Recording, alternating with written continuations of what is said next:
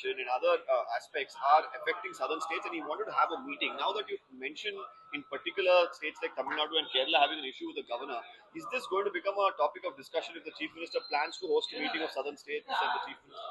See, whatever the central government does, it's done very secretively, and it operates out of PMO, not out of department offices. Even Manrega, even the change to this VB Gramji or VB Gramji or whatever it is called, has once again come out of the PMO, not out of the department, not of the RT department.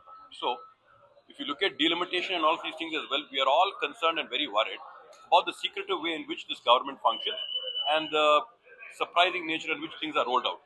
Now, if you look at, you can look at the way GST was done. You can look at the way demonetization was done. You can look at the way VV Ramji was done. In every instance, it's some kind of a very secret project done behind closed door and suddenly rolled out. Bring it out for public consultation. If you're so confident about what moves you're doing, let public give input about it. Why are you so afraid to consult the public, bring it out, get opinion of the opposition, and then roll it out? Are you confident about what you're doing? Then do it in a transparent way. Why is it done in such an opaque way where everything is hidden away? So this is our fear, that this government hides everything away and does everything in the most opaque way possible. Thank you.